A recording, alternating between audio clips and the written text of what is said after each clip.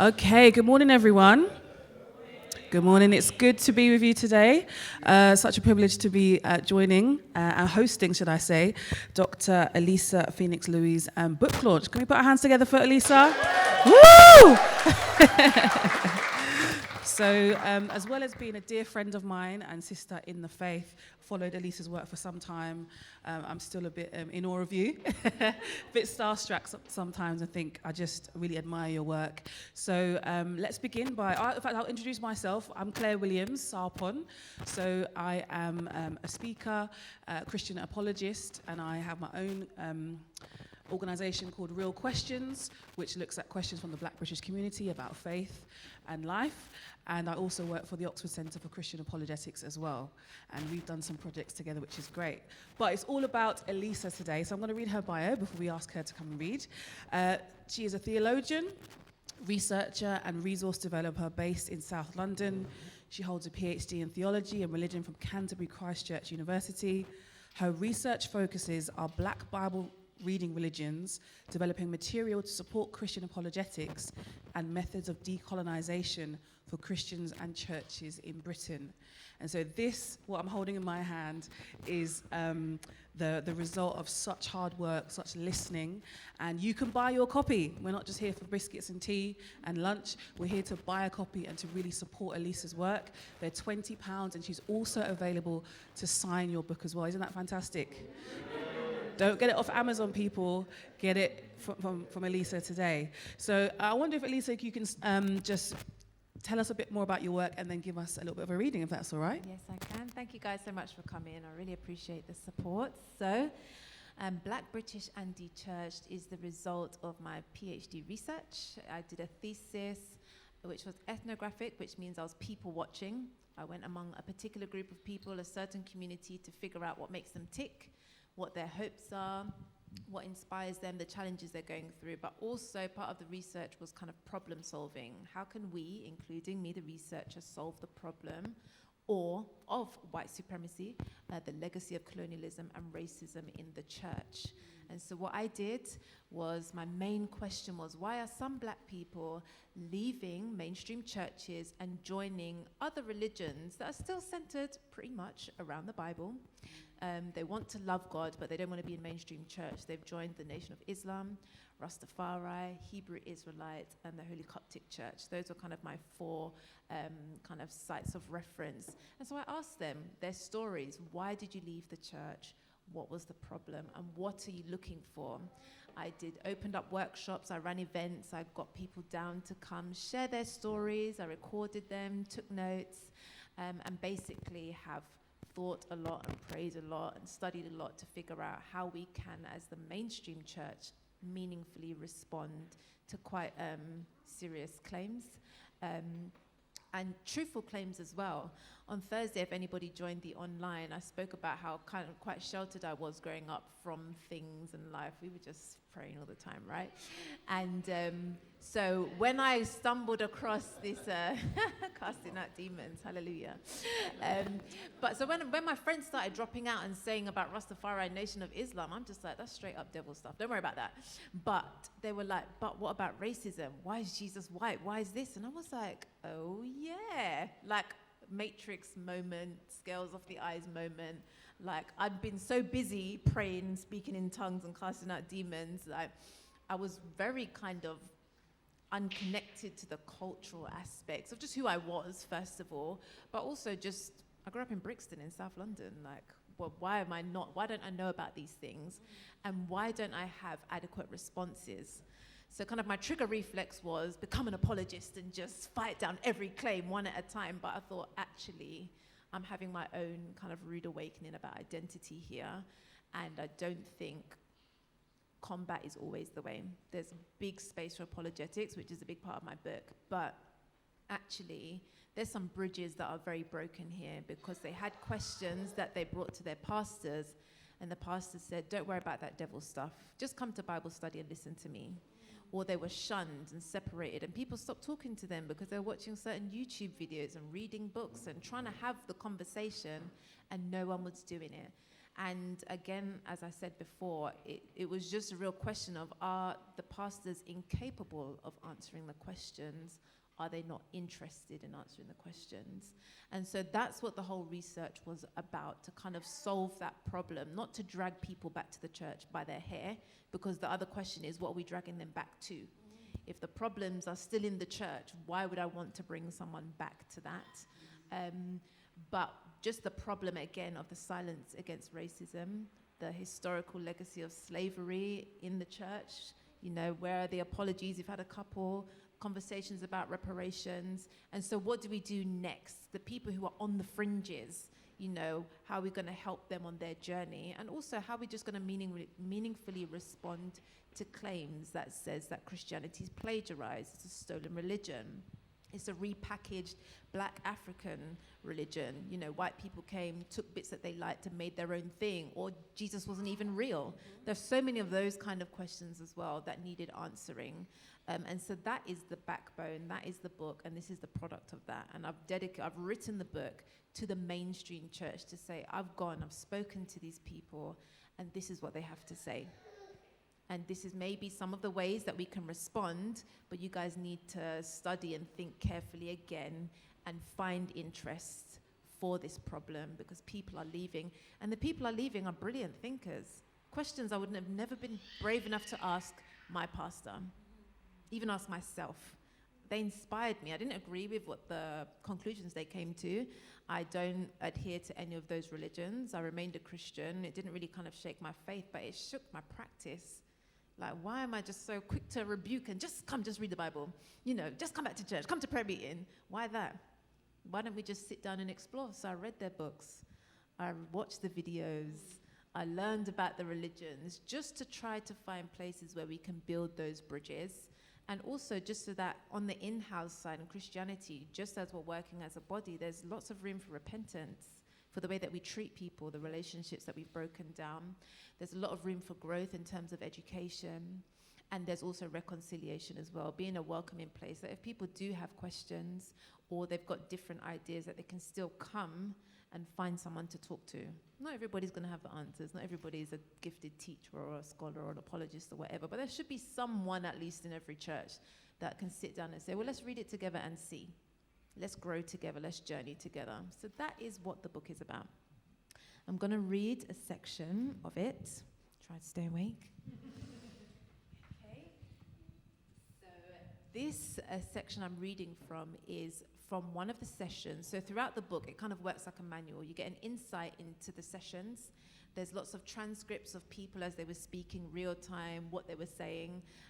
There's some of kind of like my theory insights as well.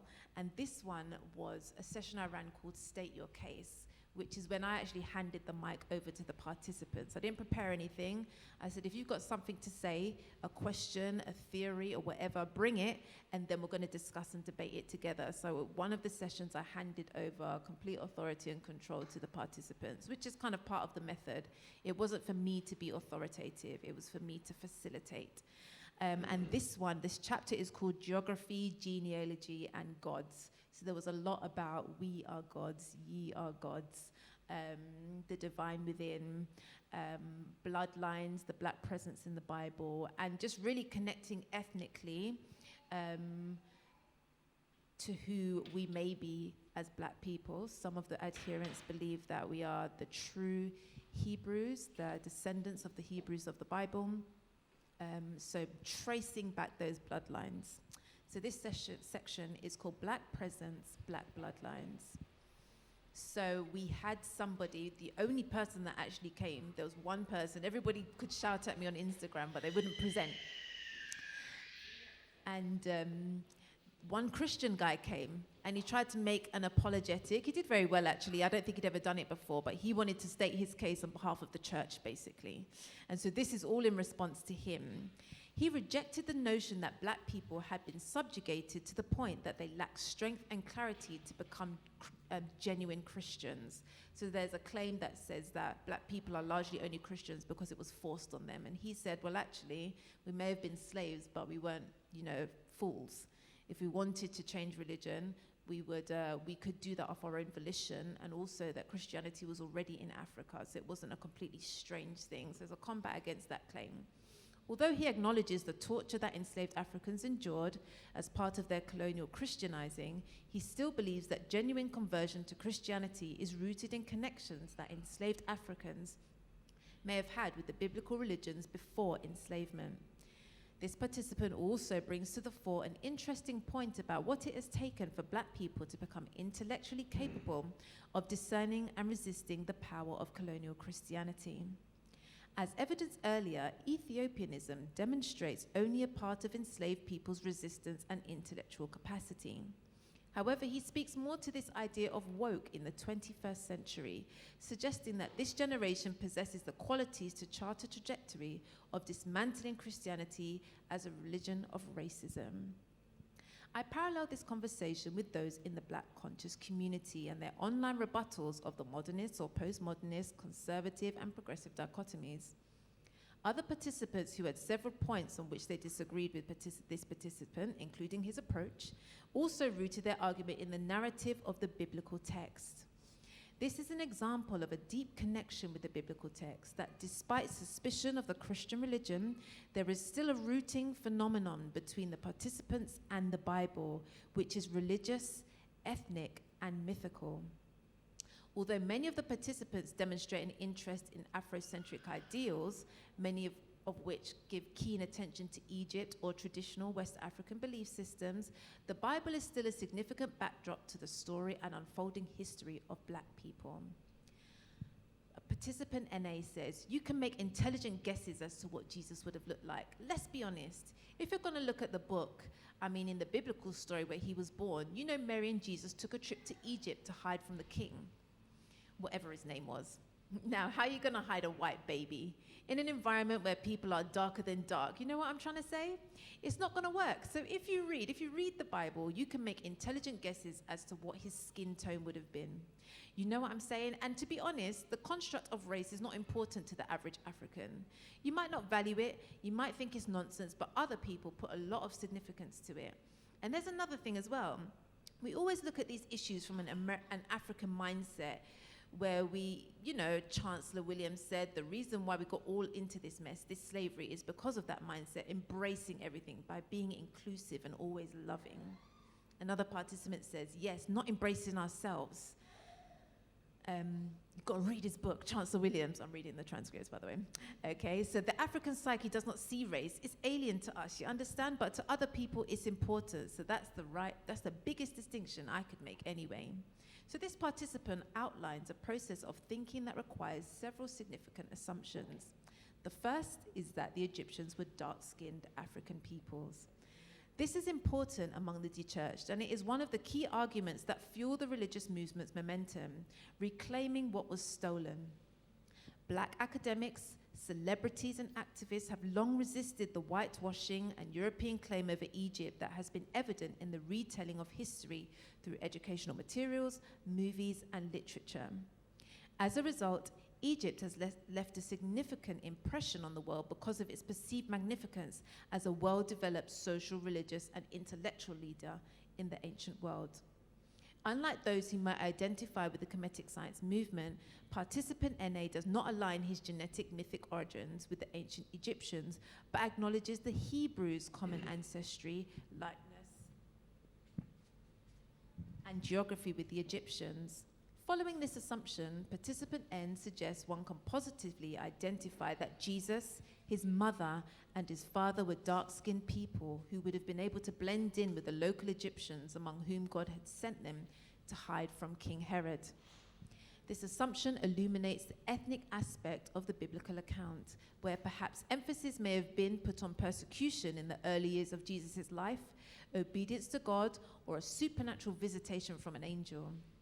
He asserts that the mission's success lies with their ethnicity, the ability to blend in. The final assumption that is significant here is that you can make intelligent guesses if you read the Bible. This is significant because although participant N was a very vocal, dominant voice in the group, he accepted that the information was there for anyone to read. Participant N reads the accounts of Jesus historically and literally, and in doing so, he has established the physical appearance and ethnicity of this central character, the nation to which he belongs, and the surrounding nations, and uses this hermeneutic to rebut opposing European or colonial claims and rereadings of the text. I'll stop there.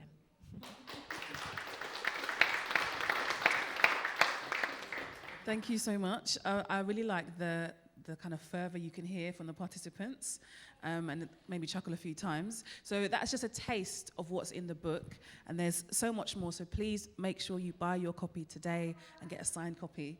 We're going to have a response to that reading now from Reverend Wale Hudson-Roberts. So Reverend Wale, if you could come up, please, and just introduce yourself and, give us a response to those thoughts. Thanks. Can we put our hands together for Reverend Wale?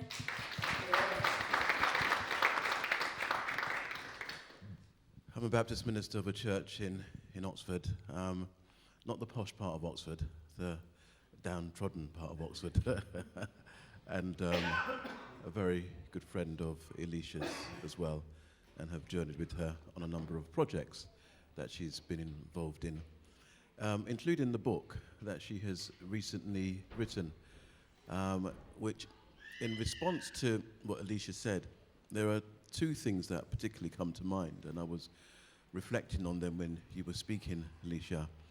The first is, and this may be a question for you to explore, but it's a reflection that I bring to the table, as it were.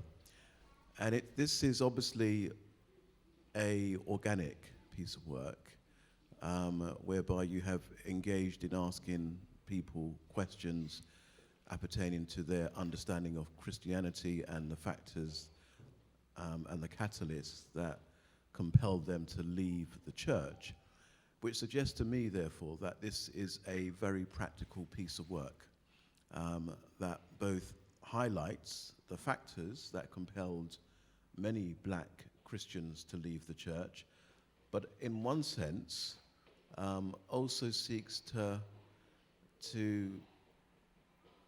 and I don't know whether I'm right in saying this, so you're going to have to come back.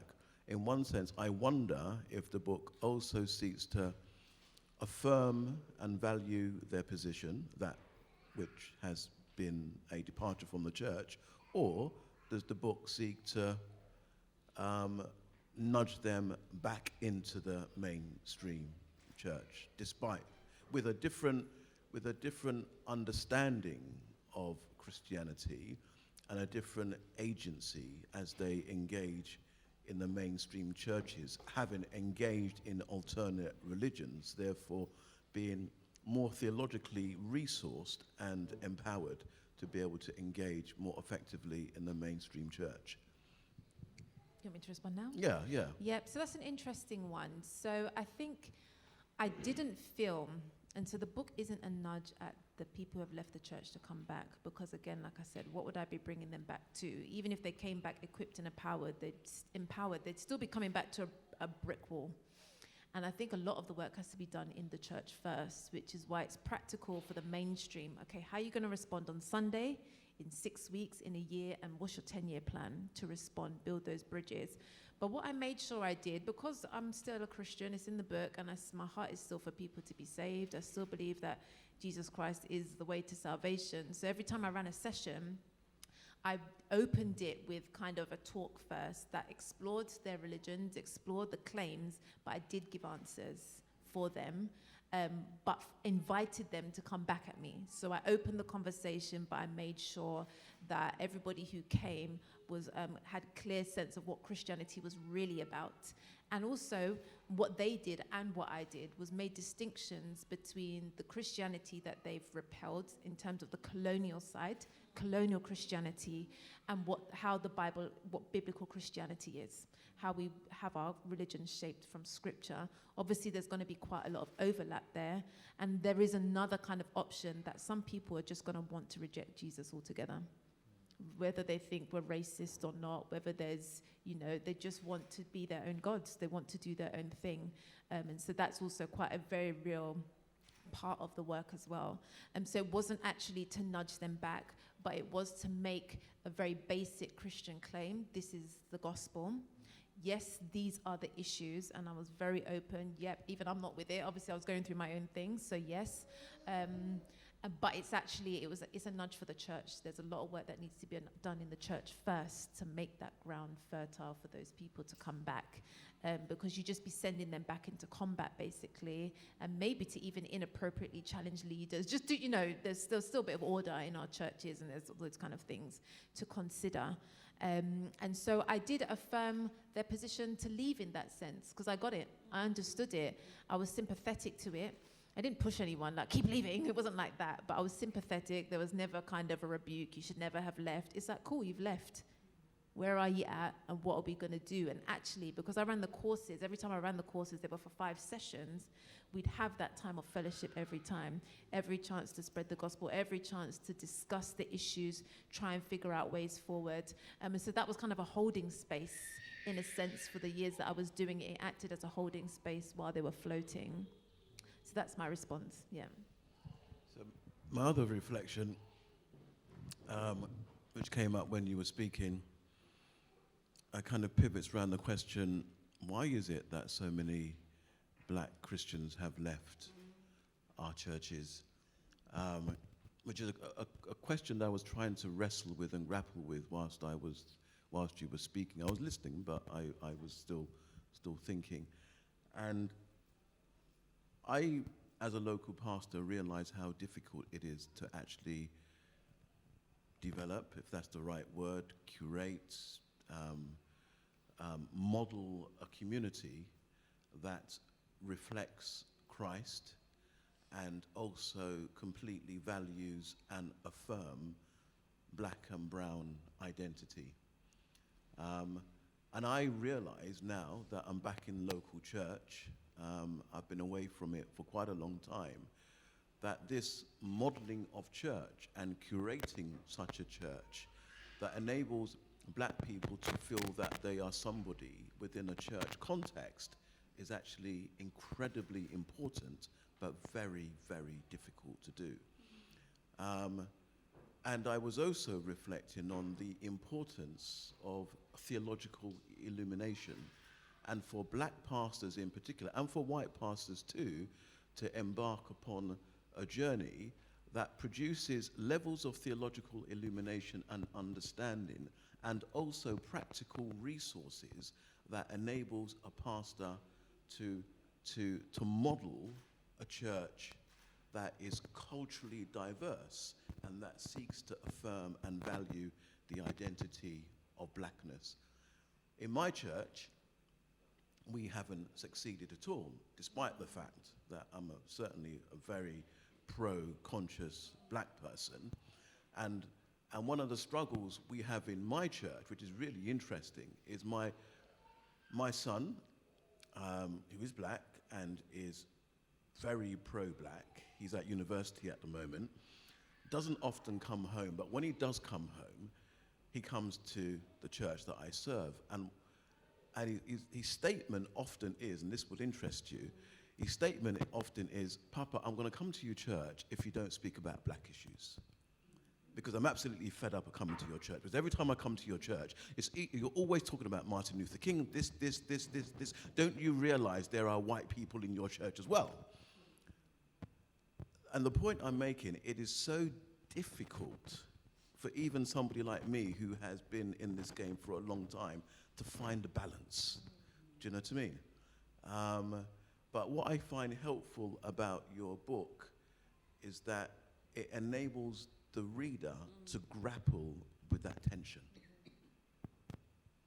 Yeah, and it is tricky because we are in England, okay? The majority of people are white here. The majority of churches that we speak to, yes, we've got huge churches full of thousands and millions of black people, but this goes right across. And I think what I try to explore is changes in culture that don't mean you have to kind of be like that every Sunday, but actually just having spaces where people can ask any question is a start, right? Whether it's about evolution, whether it's about blackness and slavery, whether it's about aliens or who did Cain marry, when he left, after his sin, go out into the world, who were the people? All those questions, a lot of people just don't feel like they can ask questions, and someone will spend time or say, I'm not actually sure, but let's study together.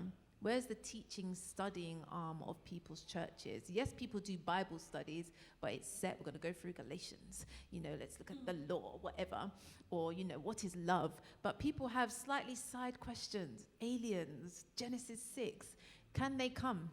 And that's a cultural shift, because then you deal with any question that comes, and you're not discriminating against any question. And that's just one of the examples that any church can take on without feeling that they have to overhaul, have kente cloths hanging everywhere, and different colored, Jamaican Bible editions. It doesn't necessarily take that. You have to, each church has its own context and its own need. But there are cultural things that you can do. And just checking how sometimes we discriminate when people want to bring something and contribute. Sometimes we can discriminate if it's different. Even if it's not heretical, it might be out of order, it might take too long, if you're a stickler for time, things like that. Just embrace it. When people want to bring things, so long as it's not heresy in the service, let them bring it. That's a cultural change. I want to do this. Can we sing these songs? Yes, we might be singing for 45 minutes, but she's a part of the church. He's a part of the church. Can we speak about this? Can we do the event this way? Just those changes in the nature of the church mean that you don't have to worry so much about ticking particular black boxes, but that when those things arise, that you have the culture that is willing to consider it and consider it well. Not just say, think about it, and really you're already going to say no, but that anything that comes, you're ready to kind of embrace, and you've got the boldness to do that. My last reflection, Claire, is what I find particularly helpful about the book is that it doesn't shy away from asking difficult questions about the identity of blackness.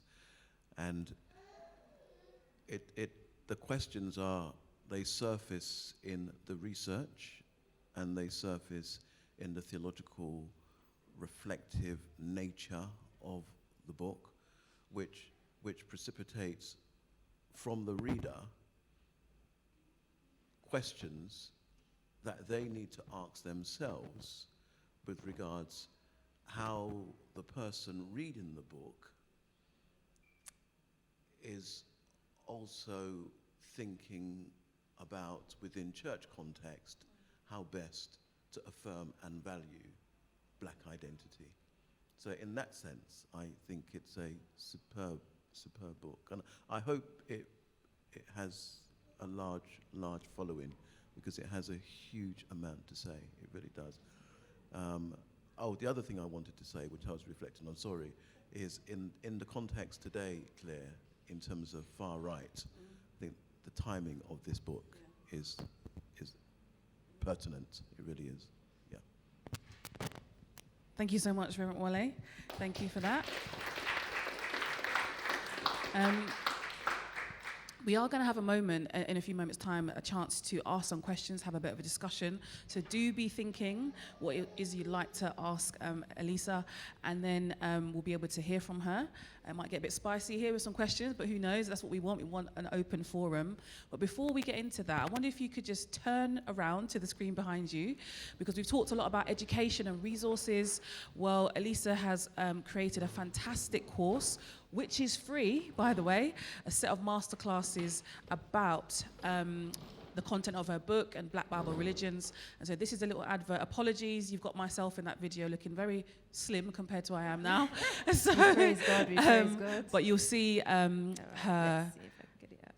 you'll see the advert there. So do sign up to it. Just give me a second. All right, Glitch. no worries.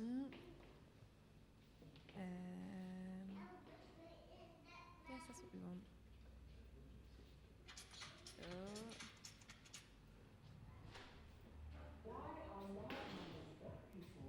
Leaving mainstream Christianity and joining Black Bible religions like Rastafari, the Nation of Islam, the Hebrew Israelites, and the Holy Christian Church. Black identity has long been beset by the legacies of enslavement and colonization, and research shows that a growing movement is happening in the margins, a search for spiritual answers that Black consciousness.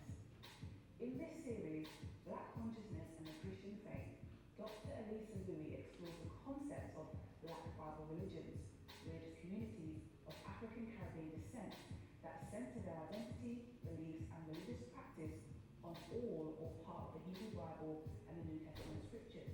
Following an introductory session which breaks down terms and provides a background to the research in this area, this series will consist of interviews with Dr. Louie, tracing social issues that are prompting many to walk away from mainstream Christianity towards these movements, and a discussion about the Bible religions more generally. There are also 4 sessions which focus on each of the main Black Bible religions, asking 3 main questions about each one. Who are they? How do they read the Bible? And what does salvation look like? From the roots of Rastafari and the Nation of Islam to the Hebrew Israelites and the Holy Covenant Church, what questions are these religions responding to that mainstream Christianity may be failing to take seriously? Join Dr. Elisa Louie as we explore Black consciousness and the Christian faith.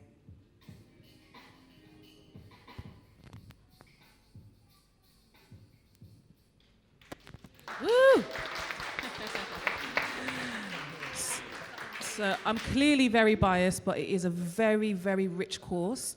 And but nothing also beats having Dr. Elisa in person. So if you would like workshops, seminars, all that thing, she's very much open to it. I believe the link will be sent out after the event. So if you signed up on Eventbrite, you can get access to the link to sign up for the course. So I really hope you've been thinking of questions or comments, observations you'd like to make. But I want to kick off with one, if that's all right. Elisa, and this links to what Reverend Wale was just talking about towards the end of his reflections. Given what is happening right now culturally, to the point where I have, and many of my friends have killed their social media pages with far-right flags and this blend of Christian nationalism with white evangelicalism, where does your book respond to that sort of thing, particularly if you've got Black Christians who may be having a rude awakening? They go to a mixed cultural church and then they see flags and the kind of blending of Christianity with nationalism. How does your book possibly speak to them? Yeah, I mean, it's quite crazy because I started this research 10 years ago. Had a couple of children and things like that. And I was like, by the time I get this book out, it's just going to be so redundant. But alas, okay, unfortunately, what we're seeing right now is just evidence of why I needed to write the book, why we need to address these issues. But it's twofold, because actually, yes, we're seeing the rise of the far right. They've always been there, and obviously that's what the people, the participants have always known, okay?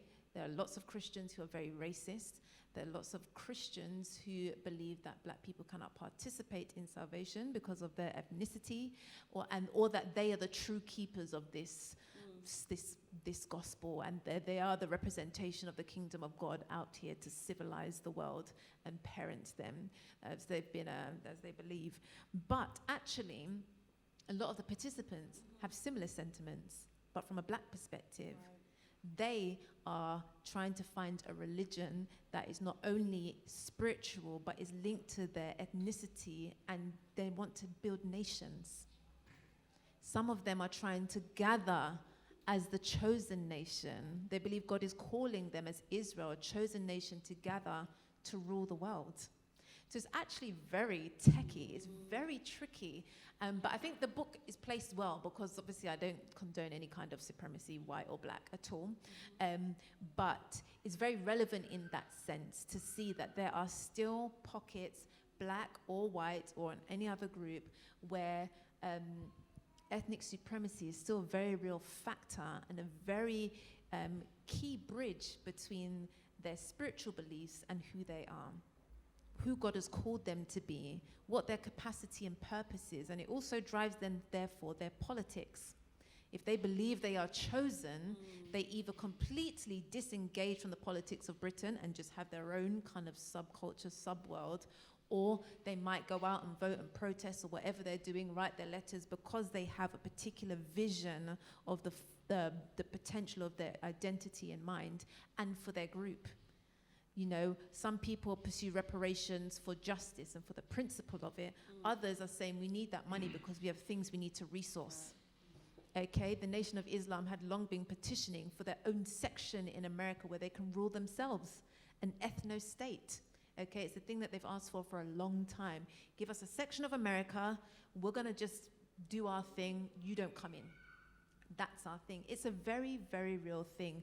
So the book, I mean, it just discusses it from the flip side, okay? But it also talks about the issue of conservatism, okay? Because often when we talk about wokeness, racial justice, a lot of the work is done in the hands of the progressives, okay? Inclusiveness, everybody gets involved. But a lot of the people that I spoke to, a lot of the Christians that I know, the black ones, they actually have quite conservative attitudes to social things, anything from marriage and kids and, you know, the key topical things, human sexuality, and also the authority of Scripture. Okay, is the Bible the final authority on all things Christian faith and practice? Or can we recontextualize it and stretch it a bit for this? Is it a bit outdated, so we need a further revelation for this time, okay? A lot of the people, it's the Bible. It says this about marriage, it says this about, you know, how families are set up, it says this about sin, and it's very clear.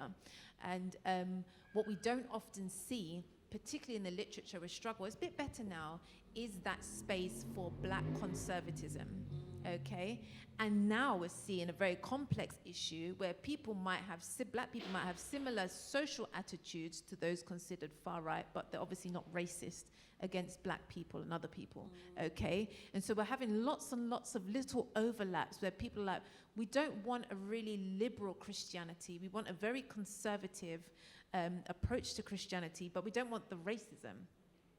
They are not superior, and actually we would like to see more black scholarship just to fact check what these white theologians have been doing all this time, okay? So it's quite a complex discussion, but the book hopefully kind of brings that out of this context too, that there's just going to be a lot of complexity as things moving forward. Of course, by and large, black people are going to say no to any kind of racism, even if they come in the name of supposed Jesus. I call it, they come in the name of white Jesus.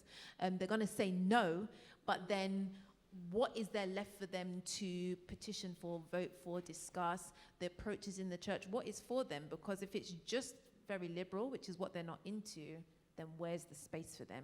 And this is kind of showing that this is the tension there. Black conservatism is a very real thing. It's actually a very prominent thing, but often we end up just voting against racism, not the topics themselves. We vote against the discrimination and the disparity, but not the attitude towards the particular social issue or the religious perspective. And so again, hopefully there's just opportunity for churches to reflect on how they can kind of engage in that tension where you don't need just right or conservative doesn't equal racist for everybody, but there are issues there. And obviously we have seen many a time on the other side, the left side, the progressive side, there's also racism there anyway. Or there are just potholes where people just stay stuck because of the systems and the methods that, you know, and it's the same in Christianity. It's not just politics, it's the same in Christianity. You know, we pursue justice, but if truth is relative or everybody gets their own truth, then it's so hard to define what's right or what's wrong. Because what if it's right to you and then I let you get away with that then how do we fix it? How do we find justice if what's wrong to you is right to me and what's right to me is wrong to you? We need a hardline truth. This is the truth and this is how we're going to get it. So yeah, it kind of just, it's well in there, I think. And I just think it will help people navigate what they're seeing with also the reality of some of their own positions and then just find a better place than either side, either extreme side. Thank you so much. Lots to unpack there and think about, and just thinking about the relevance of your book. It's so timely, even though you did the research 10 years ago. So does anybody have a question from the audience, observation?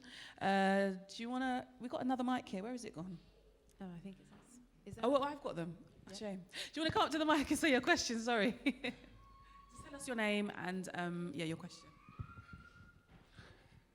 Hi, my name is Aaron. Hi, On paper it will read Aaron, but my family calls me Aaron or Aaron. Hi. So my question is, with all this information that's so available to us about why Christianity is not the white man's religion, that it's not exclusive to whiteness. Why do you think there seems to be such a gap between that and like the failure of, I'll say, like older generations to actually reserve that history for when like younger generations come, like they would actually have that information on hand and could have potentially prevented all of this confusion and apostasy, shall we say? Because it just kind of seems like I already got my own thoughts, but I'll be interested to hear your perspective on why, like the grandmothers, the grandfathers, they just don't seem to just know, oh, we've had such and such even before slavery, to the point that, youngers are just like, oh, well, you ain't got the answers, so why should I take this seriously? Why do you think that gap has been there? Yeah, I think it's tricky. I think every generation has its different demands. And my grandparents, the demands when they came was to set up roots and set up the family. And so that's the focus. Get a job, hold it down, build, prepare for the family, for the future. And for them, what was holding them were the Psalms, the scriptures, the sweet love and strength of Christ, just to pursue that particular thing. But also there's an element of opportunity. They didn't go to university or even college. They did, because my granddad was a welder. So but the level of I'm speaking for my grandparents, not everybody's, because it's going to be different. But the opportunity to engage with that material wasn't widely available then, or it was with what some people may have, even if it was their own people. It lay with the troublemakers, the protesters, the activists. Okay, a lot of grandparents, they may have been too busy working to engage, or engage just a little bit, or they just wanted to keep their head down because they were building for their kids. And so I think it really depends on each family. But again, it comes also down to the culture of the church. If where racism was just about legal when they were coming, discrimination was super high, super in your face all the time, you could lose your job for sneezing, meeting on a Sunday, you just got to shake it out, mate.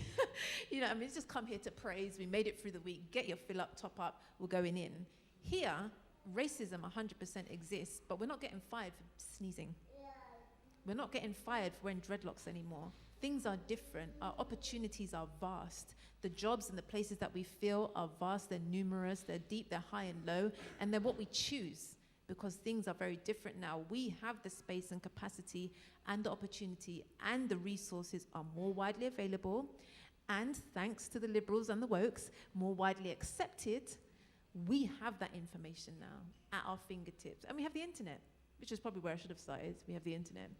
Our grandparents didn't have the internet.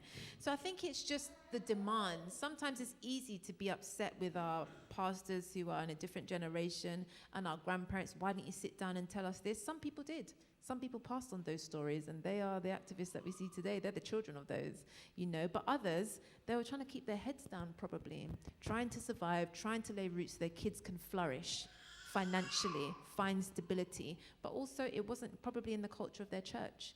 I think with my grandparents, they went to Kensington Temple, in Elephant and Castle. I don't think they were very pro-black there, at the time.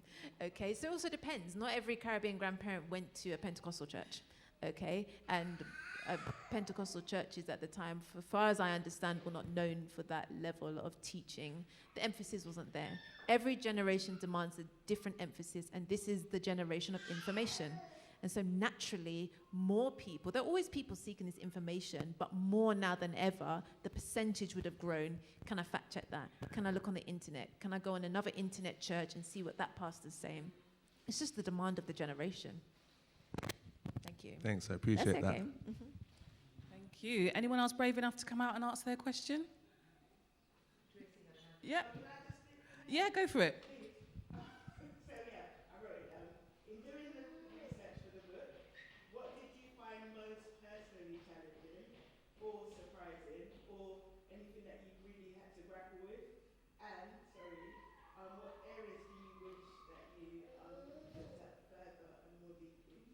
Yeah, that's a good one. So there were several challenges.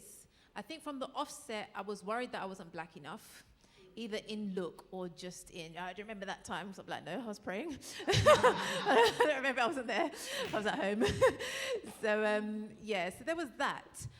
Because also the religions that I was dealing with they're not only patriarchal religion in setup, being a woman, but they were just super pro-black, you know, and I didn't want to have to keep saying my dad's black, so it means I'm in, because that's kind of how the line gets in, you know. So that was the first thing. Am I just going to get roasted every time for just being so light? But it was never a problem, actually, thank God. The second issue was that because of where I was at the time, I didn't feel like I had the apologetic capacity and training to do like an 100% job. But because the research I was doing was actually about facilitating, saying I'm not sure and let's finding out, it worked out really well. And I just did. I'm good at reading, I'm good at learning, and I'm good at talking. So I managed. And it stopped me from embracing the kind of authoritarian role that I'm used to in churches. Like, I've set it up, so I'm going to tell you the truth. So it was it kept me humble. Any other challenges? No, everybody was very willing, actually, and very open to it. They were very encouraged. The churches that I approached, all the pastors were good and welcoming. They sat in, they contributed. So actually, I think there were more personal things, really. And just for me, knowing that I was generating new questions at the same time I was trying to fly the flag of Jesus, it was finding that tension. But again, the whole point of the research is that you just be open about it. Things I was rethinking, even just how we got our Bible and all that, I'm just trusting it every word. But it's just like, okay, let's look at translations, let's look at the editorial process. So I'm learning, teaching, and questioning all at the same time. That was tricky, but the method embraced that for me and for everybody, so it worked out really well. So those were the initial challenges that I just worked through, but it was just work. You just keep reading, keep figuring it out. What was the second part of the question? What could I study further? I think I'd explore a lot of the religions in the book particularly, and I wanted just to write everything I knew about them, but there was just no space. Mm-hmm. It kind of is another book, and the masterclasses do a bit of that, but I never feel like we get in deep enough, because with every decade and every new leader, things change. What I guess I wished I would like to, and I've started exploring more, kind of my next kind of professional development, is just learning the languages, the Hebrew and the Greek, just so that when we are learning and people have those questions or are just very suspicious about our English translations, that I have the capacity to say, well, actually, this is actually quite a good rendering of that scripture. So that's kind of what I'm trying to do now. Thank you for that question. We'll go here. That's all right. Yeah, sure. Thanks, Alicia. That's excellent. Just two questions. Are there any branches of traditional Christianity that have been successful in attracting black men that you've encountered? Black men? Yeah. In mainstream Christianity? Yeah, I mean, there are large churches, and I guess what they're called millennial churches now, and there are loads of people going to the churches. My claim is not that black people are leaving mass exodus. The image I actually use is of the one sheep, that Jesus goes and searches out for the one sheep who's gone off, got lost. Not only because God values them wherever they are, but also those people are very valuable because they ask the questions. So we've got like the Tab Church in South London. They're quite big. I know King's Baptist. You know, they are attracting them. I don't know if they're majoring on men, but I know there are a lot of young families there. And so it's not to say that there are no men. There is a struggle for men. But I'm wondering what it is. My initial kind of idea is that there is also a culture of, yes, teaching, sound teaching, but there's that kind of motivational factor in terms of developing in life, finances, not prosperity, that's not what I'm saying, not too far, family, just general growth. I think men are very much going to be attracted to that. It's practical. And that's kind of my initial thoughts about why that may be the case.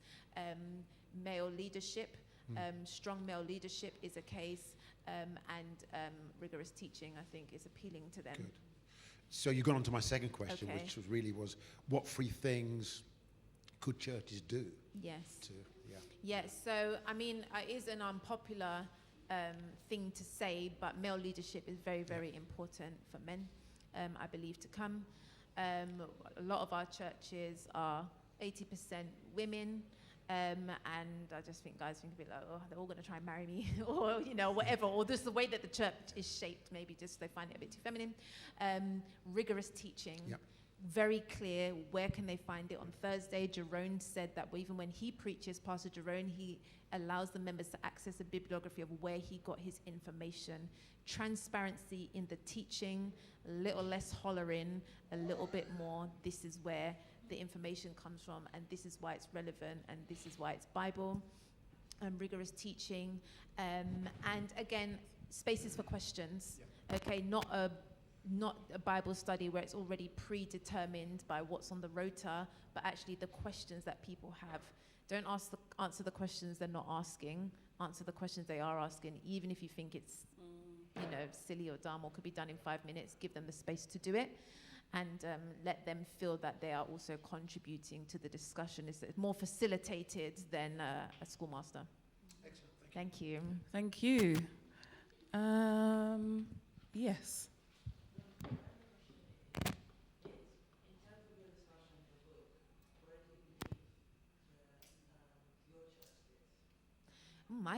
My church is an interesting church. So this is my church. This is a Baptist church. We are an evangelical Baptist church, quite heavy on teaching.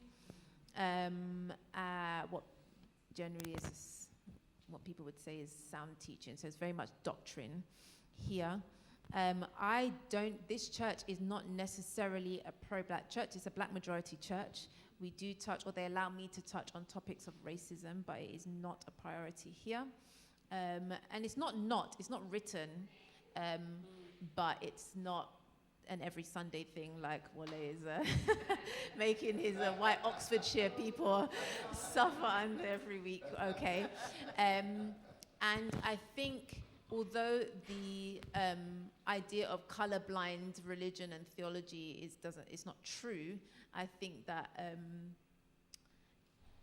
the teachings of this church are maybe sometimes irrespective of color. It's kind of a one message for all.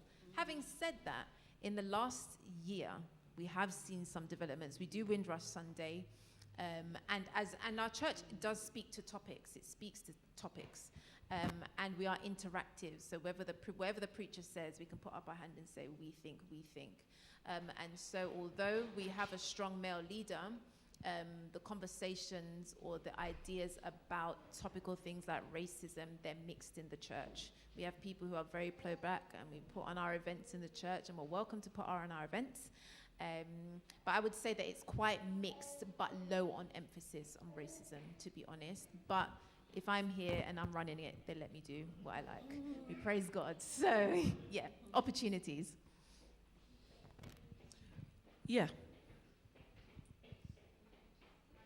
Hi, Jen. So, what would you say to people that have moved away from Christianity because they don't feel seen in Christian culture? And are there any spaces for them to gather? That's the tricky bit. I just think the space has become the internet. The space has become the internet. I couldn't really name offhand like a particular address you could go to, a secret club, the de-churched are here. It was the club, there was the sessions that I was running, but I can't run them every week, although maybe we have to. The work has to be done in-house in the church first, and that's kind of the urgency of the book.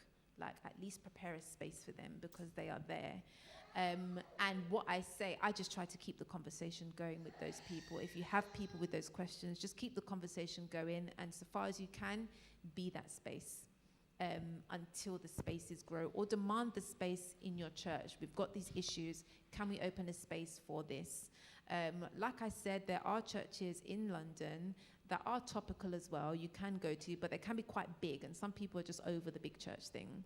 They're over the lights and the concert worship and that kind of stuff. They don't want high frills. They just want a reason, Rastafari style. They want to sit, eat, drink, talk, do conspiracies, do whatever, you know what I mean? Figure out what the Spirit is saying to them, and for them to feel part of that revelation rather than waiting for someone to say, this is the truth. So at the minute, I think people who are grappling with it, if they like real questions, is like an Instagram page where they address some of those topics. Most of the spaces are online. and there are loads of them. In America, it's really growing. They've got a whole black urban apologetic arm, Jude 3 Project, Eric Mason, Damon Richardson. It's all there. Any question you have, they've probably answered it. It has been answered, but it is online. Okay, so far as, I don't know if Claire can name any spaces, physical spaces here in England, London, for the de-churched, but I don't think I can.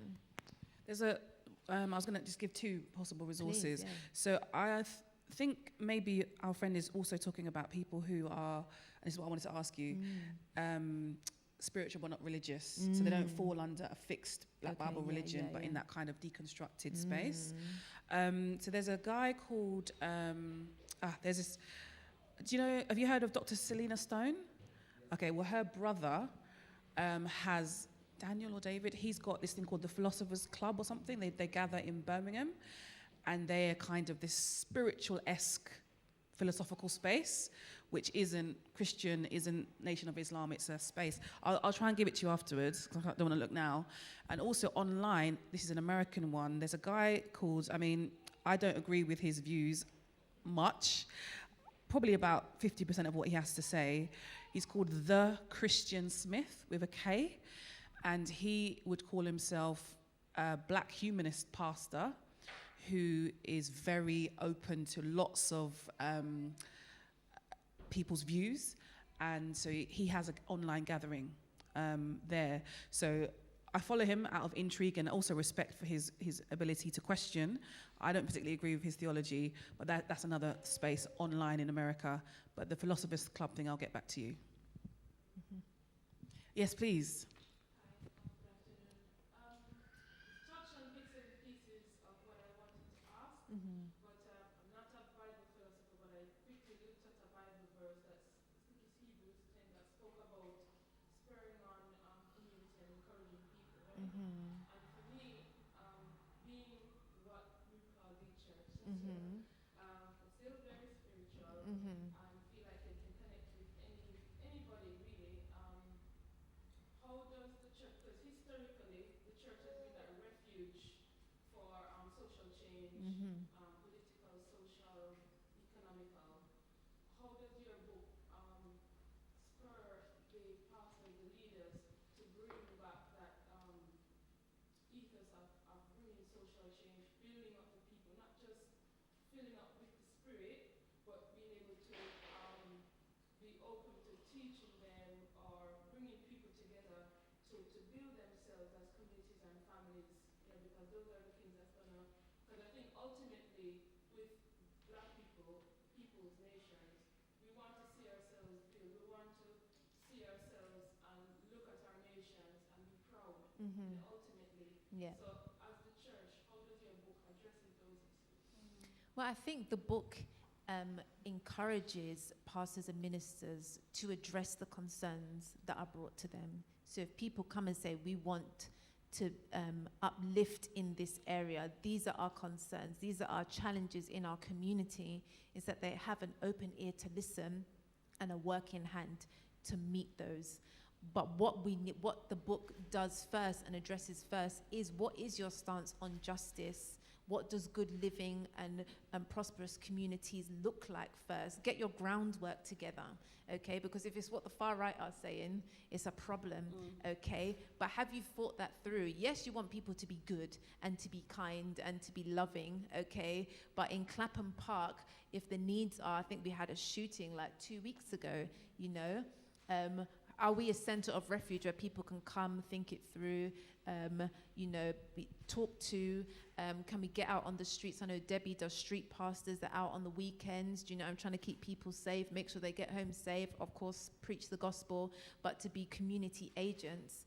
There's a groundwork that needs to be done first, Akiba, from many churches, to then decide what their strategy would be to respond to community upliftment, because most churches won't just do any and anything.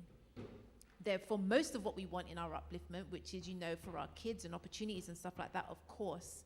But sometimes with the community upliftment in the Black conscious spaces particularly, they also want to include their own religious and spiritual values into the system, which is sometimes where there can be conflict depending on the church.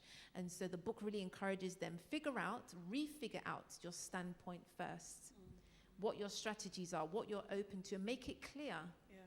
But also, of course, the widows, the fatherless, the poor, okay, the crime, that's non-racial, okay? Like, that is the goodness, okay? That's what we've been called to do.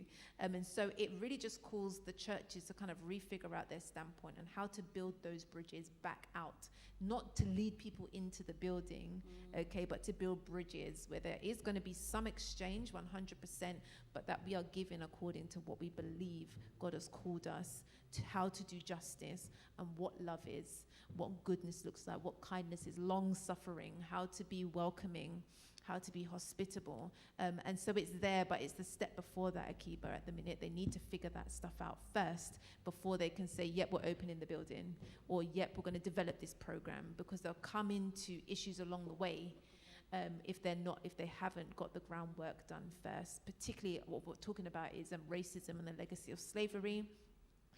I wrote a Bible study on reparations. Okay, we haven't rolled it out in this church yet because we need to have a conversation about where the church stands on reparations. I mean, the book helps you to do that, and then the church would decide, should the Baptists, not this church because it's full of Black people, we're not paying reparations to ourselves, but should the umbrella, the Baptist Union, are they responsible for paying reparations, is kind of what the book is about. And other churches, all historical European churches, I should say. There's a lot of in-house groundwork is all I'm trying to say. But 100%, the community is the reason we're here. I keep saying this building needs to be open. The building isn't the church, it's the people. And if 10 people are called to steward a huge building, let's do it well. Let's get people in, let's keep people safe. We meet on Thursdays and try to uplift our children every Thursday, don't we? So it does happen, it is there. Churches are doing community work, but sometimes they need to review the groundwork and the foundations just to test the limits and boundaries and maybe reevaluate the extent to which they can go. I think we've got time for, just in that one more question. Okay. Is that okay? Yeah. Did you have a burning question, sir? Yeah, it was to do with any kind of misconceptions of like biblical historical truths that kept on popping up that kind of surprised you. Oh my gosh. It's a nice simple one to end with. But we'll come back to that in a moment. Yeah, Do you want to go, please, sis? I just have one to that, I guess. So you talked about empathy, you empathise with the views, you understood the views, but obviously you have your own truth, Yes. which is that Jesus is the way to salvation. The truth. Mm-hmm. Did you have any sorrow? So when you were meeting people and maybe their truths, you knew deep down that it wasn't the right path, Mm-hmm. was there sorrow there, and how did you kind of grapple with that, and what was your technique? I wouldn't describe it as sorrow, because I felt we were all in the same place of like, we need to figure out the foundation. And again, the method to be as ethical as possible, the method is that no one gets prioritized. So in the book, I say I don't make a defense for Christianity, okay? When I write the book, everybody is an equal conversation partner. So when I write up about the religions, I'm seeing it as equal to this particular conversation, not equal in the world or whatever, but for this work, everybody had to be seen as equals. So actually I had quite a lot of adrenaline for the work and to get the work done. I was kind of pumped by that. But I was always just challenged. Like, I wanted to represent Christ well, but I didn't want to default to my evangelical, just get saved, turn or burn. I mean, I'm a turn or burn kind of person, right? Most people know that. But I can't default to that. It's just not helpful. It's a brick wall. And these people want to discuss. So actually, I didn't have sorrow for those people because I was so conscious of just making sure I was doing the right job.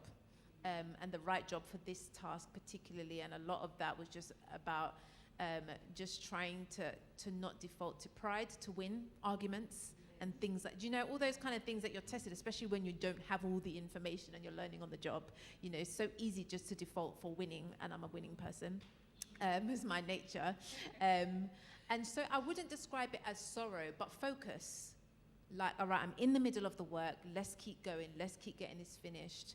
And just trying to, it was a head down moment, to be honest, Melissa. It wasn't really any time for sorrow, because actually the sorrow for me, I guess, would have been the mainstream church. Yeah. You're so established. What are you doing? You know, like, the sin is so obvious. What are you doing? How could you let this happen? How have I got so far without knowing really how to ask questions? How have I got so far in my Christianity, praying and reading this Bible, and I didn't even know how it was put together? You know, like, why are there so many things I didn't know that, you know, it's not that difficult to teach on a Sunday in a Bible study? Why are you guys not interested? And why are potential future church leaders leaving the church?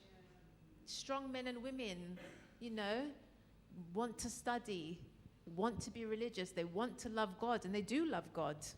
But mainstream Christianity is what they want to part from, and so they move into other spaces that allow them to read the Bible, to engage with God, but obviously they develop there's different theological outcomes there. So yeah, I think maybe the sorrow was for the church, not for the people, to be honest. I was very inspired by them. Okay, we had quite a heavy question there. I wonder if you could give us a whistle-stop tour in response. But can you just repeat the question, please, sir? It was more related to the de-church than something that you noticed that kept on coming up, but it was based on a misconception of like biblical historical truth. Okay, I think one of the main ones was that the Bible is like a reworked, or Christianity is a repackaged religion of ancient religions, specifically the spiritual belief systems in Egypt and Kemet. So you have the connection between Horus and Jesus, all the kind of different parallels that came up again and again. I did my best, because I don't believe those parallels are true parallels. I do believe that because we are all children of Adam and also all children of Noah, that all people around the world will have common root mythologies. We'll all have a flood story. We all have a creator God. There will always be angels and demons. There will all, I think there's parallels. There's loads of like Noah's stories, your Gilgamesh, your this, your that. So I'm very open to those things. But when you get to the nitty gritty of the Horus, for example, and Jesus, which actually came from a white mythicist, they wrote that book. The connection's not there. There's nothing virginal about, you know, Isis and all those kind of things when you break it down. So that came up. I mean, again, I shared the Christian perspective on it as a part of the conversation, so it wasn't kind of to win an argument. So we didn't really have heavy debates on the topics, because people were actually very solution focused. But also the other issue was just the editing and the reworking of the Bible. Can we trust the translation that we have? Some people only read the King James 1611 version. I think most of them actually have 1711, but it's fine. Okay, they won't go into any other translation, because the Freemasons have had their hand in it, the white supremacists have had their hand in it, and it's probably still mixed up a bit with the slave Bible. And so that was actually a heavier work to kind of figure out, because there is a big editorial process that comes with how the Bibles are translated. But we did basics. I said at the beginning of every Bible, there is a couple of pages dedicated to explaining how they translated this text, what the emphasis is. So actually, if you go to that Bible, you can see why they chose this. Some, they have an inclusive edge. So they put brother and sister, even though it clearly just said bro. Okay, but they want it, because they believe the gospel is for all, they chose to translate that as brother and sister, for example. And so that's kind of the response that I gave to some of those. Those are the two main ones. It was about the credibility of Scripture, and actually if Christianity is a stolen religion and just repackaged for white favor, basically. Hopefully both of those I was able to kind of to cover quite well. Neither of those are true. Thank you so much, Elisa. We're just getting started there. We could just honestly unpack this, and we'd probably get down the road of apologetics, but we won't. It's been such a pleasure to hear you. I love hearing you talk so passionately about your work, but not just you getting this book out, but the people that you engaged with, how it changed you, and the humility that you had with engaging them, because that's not always been the way, as you said, with the mainstream church. So once again, I'm going to say, please purchase your book for £20 today and get it signed by the lovely Dr. Louis. And I'm going to finish there. I think we're finished. Thank you. Put your hands together, please, for Dr. Elisa. Woo!